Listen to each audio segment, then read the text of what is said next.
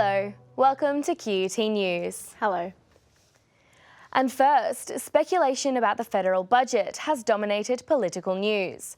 The Treasurer, Scott Morrison, is hoping it will be a positive step towards returning the country to a surplus within 4 years. Scott Morrison is talking upbeat.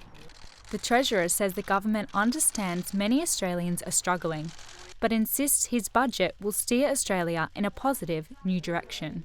I'm responsibly optimistic that there are better days ahead. Morrison has spoken before about good debt and bad debt, but has now taken to describing the budget another way. It's based on the principles of fairness, of security and of opportunity. The opposition was not convinced. Bad debt and good times ahead.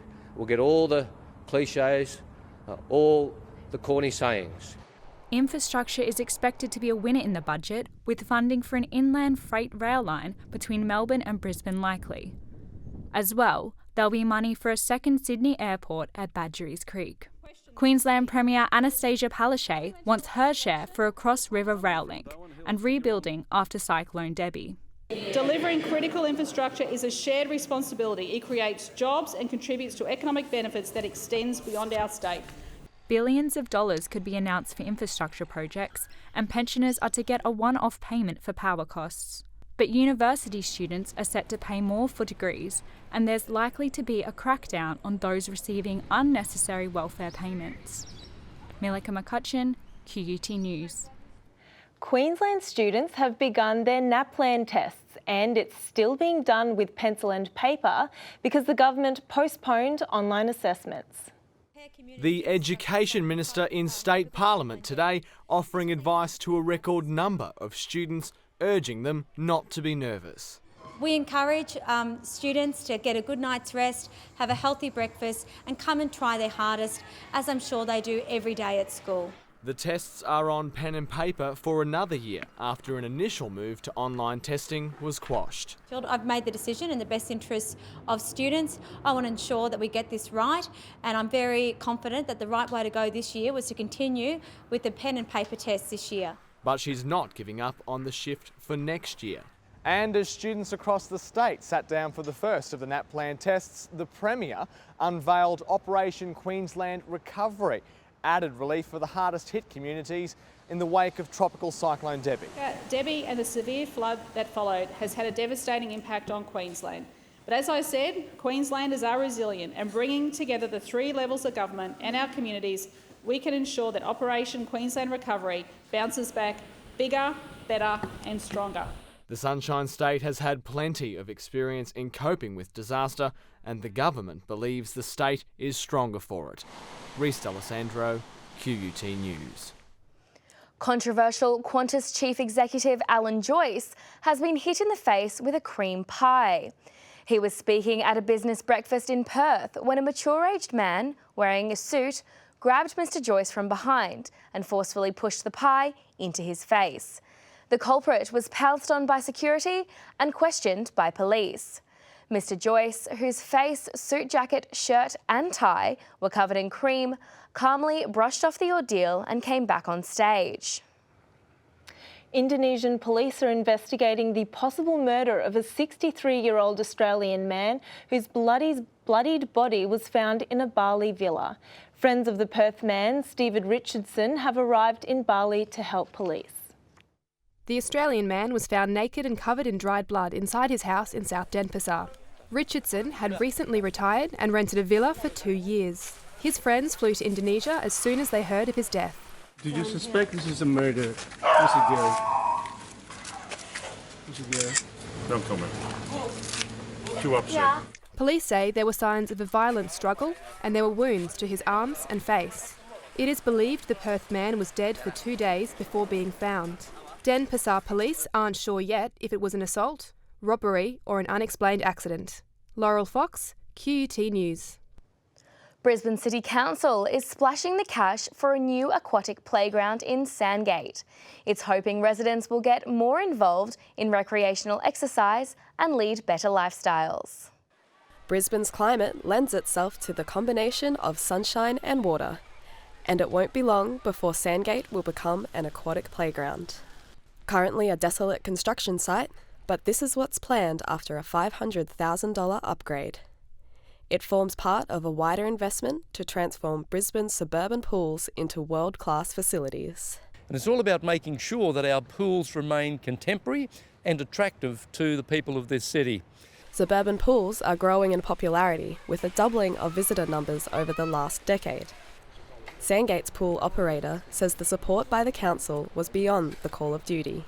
And to build a child-specific feature, it's just a fantastic initiative by the council. The Aqua Park will include water slides, spray features and fountains similar to those currently at South Bank. With council's pools more popular than ever, Sandgate is expected to draw a large crowd waiting to be splashed by a massive bucket of water when the pool opens later this year. Council investment in Sandgate over the last few years has already attracted families in droves, and the new Aqua Park is likely to continue the trend. Caitlin Archbold, QUT News. Brisbane artists are creating new works on digital billboards around the city. The welfare group Anglicare is driving the project to raise awareness of mental health issues. Artists are given 8 hours to produce a work that appears live on digital billboards across Brisbane. It's about encouraging artists facing their own mental health issues to reach out to others. Kyan has struggled with borderline personality disorder and addiction. Has been basically my whole life. Most of the time I'm always got a pen and paper on me, and it's basically just how I get through the day. He's been involved with other similar art therapy programs and is enthusiastic about this initiative. We'd really like to get the message out there that art really does help people and can make their day-to-day better. The program aims to bring much needed attention to this issue. With 1 in 5 Australians experiencing mental illness every year, experts are calling for more support for art-based therapies. But there's never enough for the person who needs help and the organisations that need help. The art therapist explains how important therapy is and how it works for different people. What we do is develop a way of exploring their feelings, their inability to say something on a piece of paper. The works will be auctioned off every Tuesday for the next 6 weeks. Batul Al-Salak, QUT News. The RSPCA usually finds new homes for dogs and cats, but now they have some lizards looking for adoption too, because they can't be released back into the wild. Meet Jedi in Mexico, just some of the lizards up for adoption. The brightly coloured bearded dragons are a rare species from central Queensland. If you're thinking of giving them a home, the RSPCA says you'll need a recreational wildlife licence. We're looking for all types of people, and we see all types of people. We have reptiles to cater for kids who just want to start out in the hobby, beginners who have never had a reptile before. The reptiles were seized from the Department of Environment and Heritage Protection and passed on to the RSPCA. They have got these animals and they need to be rehomed, so they give them to us and then we provide the resources to rehome these guys.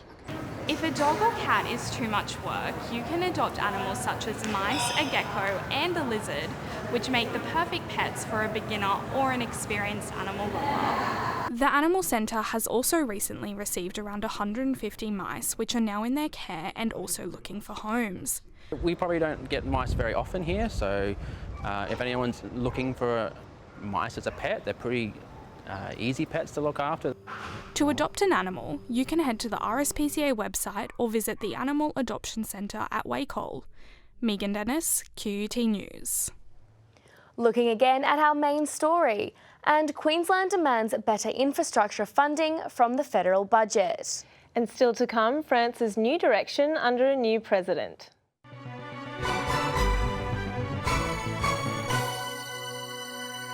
Riot police fired tear gas at protesters in Venezuela as thousands demonstrated against the country's president. Deadly clashes are gripping the country, which is on the verge of collapse. The streets of Caracas are teeming with anti-government protests as youths with gas masks and makeshift shields face off with police. Record high inflation and food shortages have triggered waves of protests. Citizens are coming out in force, protesting against the leftist government and demanding elections. Instead of allowing peaceful action, the government is clamping down, crushing opponents. Since early April, at least 37 people have been killed and hundreds have been injured. Thousands more have been arrested. Venezuela was once considered South America's richest nation. It's now on the verge of collapse as its people demand economic reform and an end to the country's authoritarian rule. Rachel Lim, QUT News. Russian leader Vladimir Putin has expressed support for France's new president after earlier favouring his opponent. But Emmanuel Macron is already facing anger from some of his own countrymen. Protesters again were on Paris streets following the French election. Led by the trade union, demonstrators are opposing Emmanuel Macron's planned labour reforms. One demonstrator says he won't accept Macron's plans to destroy the labour code and believes protesters will continue to oppose his policies. Macron is a well-known target of left-wing protests. As economy minister, he deregulated Sunday working, sparking nationwide rallies. It was opposed by unions and the left wing in Parliament, ultimately forced through by decree to avoid a government defeat. The president-elect has promised to transcend the traditional right-left political divide. He's facing a tough task, establishing a team that can govern effectively. The party currently has no seats in Parliament. One of Macron's first moves, changing the party name to Republic on the Move, a symbolic name to unite a divided country. Ashley Dwan, QUT News. South Koreans are voting in the country's presidential election. It comes after former president was impeached on corruption charges. Candidates wrapped up their election campaigns in a colourful celebration in the country's capital. Democratic candidate Moon Jae-in is the favourite, with polls showing 40% support. If elected, he'll be the first Liberal president of South Korea in 9 years. Leading right-wing candidate Hong Joon-pyo says the election is a war between the left, who are friendly to North Korea, and the people of the Liberal Republic. The election comes amidst heightened global tensions over North Korea's military presence. Many voters are frustrated their country has been used as a political pawn, as the superpowers seek to tackle the growth of the North's nuclear weapons programs. This is expected to inspire more citizens to vote than ever before. Elizabeth Moss, QUT News. Pope Francis will create 2 new saints in Portugal. Siblings Francisco and Jacinta Mato will be canonised in Fatima. Children Francisco and Jacinta were shepherds who were said to have seen a vision of the Madonna in Fatima 100 years ago. It's believed they performed the miracle of healing a Brazilian child, one of the steps on the path to sainthood. Worshippers are gathering in Fatima to see them canonised. And I think that maybe now it's about time that, we recognize the importance of the impact for Fatima for this event. Up to 1 million people are expected to attend the Mass by Pope Francis. Angela Coelho led the cause for canonisation. It's the first time the Pope does a canonization in our country, so that is very important for the Sanctuary of Fatima being this place where for the first time 2 saints are canonized. Pope John Paul II beatified Francisco and Jacinta in 2000, the last step before sainthood. Worshippers from around the world visit Fatima all year round to see where the siblings lived. Francisco and Jacinta had another sister, Dos Santos, who is similarly revered in the Catholic Church. The faithful believe the Madonna gave the siblings messages, the so-called 3 secrets of Fatima. Laurel Fox, QUT News. Street artist Banksy has made his first political statement on Brexit, painting a mural of the EU flag on a wall in Dover. It shows a workman chipping away at one of the 12 gold stars on the flag. Dover played a significant role in media coverage of Brexit. The Sun projected the message "Dover and out" on the port's signature white cliffs on the same day the British Prime Minister triggered the start of Brexit. Banksy is famous for his street art across the globe. A man and a toddler have been swept away in record flooding in Canada. Montreal has declared a state of emergency as the province grapples with the worst flooding in decades. The Canadian government has called in the military to help in the flooding disaster. More than 1,500 troops have been deployed in Quebec, helping residents lay sandbags in the inundated province. Almost 2,000 people in 146 communities have fled their homes. The swollen Quebec River is full of debris. Several rivers and lakes have reached near 50-year peak levels. A state of emergency has been declared in Montreal, the region's largest city. Schools and government buildings are closed. The flooding's been caused by a combination of torrential rain and melting snow. Authorities believe water levels have peaked and are optimistic the situation will begin to improve. Emma Francis, QUT News. The Victorian government has offered a state funeral to honour AFL legend Lou Richards. The family says it thinks the former battler from Collingwood, who went on to become a sporting and media legend, would be very proud. Lou Richards died on Monday, aged 94. He was loved by many for his career both as a player and a commentator. Another cocaine scandal is rocking the National Rugby League, and in particular the Cronulla club. The 20-year-old player has now been charged with possession, just days after similar allegations against the club's chairman. Young second rower Jesse Savage was arrested outside Cronulla's Fusion nightclub in the early hours of the morning. The highly regarded member of the Sharks under-20 squad was allegedly found with 1.4 grams of white powder, believed to be cocaine.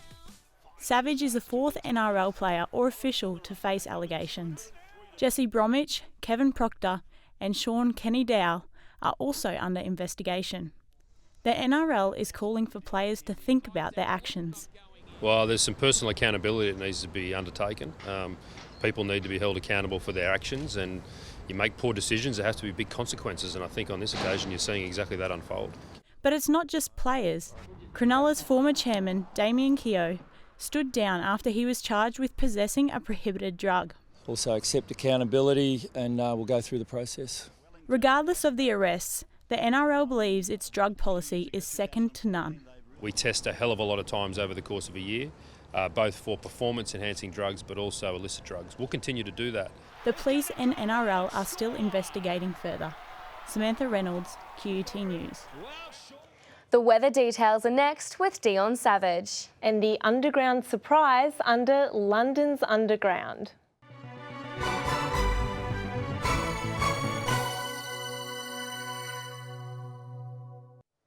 Hello, time to take a look at the weather. It's been another grey day in Brisbane and across the southeast with plenty of cloud around. Both coasts reach 24 degrees, far from beach weather, with showers on the Sunshine Coast. 16 to 22 in Ipswich. Around the nation tomorrow, and Australians can expect mostly sunny skies in the aftermath of Budget Day. 12 to 22 in Sydney, a cool start in Canberra, 1 degree, sunny in Hobart, and a top of 21 in Adelaide and Perth. The forecast for Queensland, and it's set to be a wet Wednesday across the state. A possible late shower in Cairns, 29 degrees.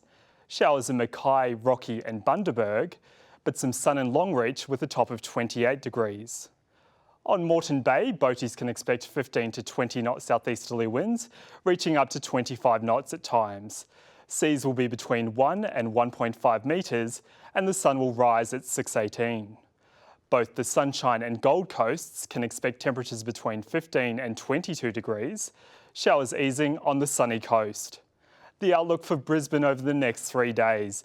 You might want to hold on to your umbrella with a shower or two predicted, 14 to 25 later in the week, followed by a possible shower on Friday, a top of 24 degrees. And that's the weather for now. Back to you, Tina. Thanks, Deon. The world knows about London's famous underground, the Tube, but around the underground there's a series of smaller tunnels that used to carry only mail. Now they are about to become a tourist attraction. Deep below the streets of London, a network of automated trains kept the city's communication network flowing for more than 75 years. The whole idea of the tunnel was because of congestion above ground. It was to move the mail from the railway tracks into all the main sorting offices through London. Millions of items of mail were delivered every day, round the clock, and it was ahead of its time. It was very efficient even back in those days. It was a fully automated system. The trains were driverless. The mail system shut down in 2003 due to increasing costs. The question? What to do with it? One suggestion was an executive transport network, moving the rich below the bustling city streets. That didn't get off the ground, over worries about claustrophobia. A tourist attraction was announced instead. Visitors will ride in a replica mail carriage, exploring a unique piece of heritage. It's a little tight, but people will get to know each other. It's a lovely thing. The tunnels will be open from July. Samantha Reynolds, QUT News. That brings you up to date with QUT News. Goodbye for now. Goodbye.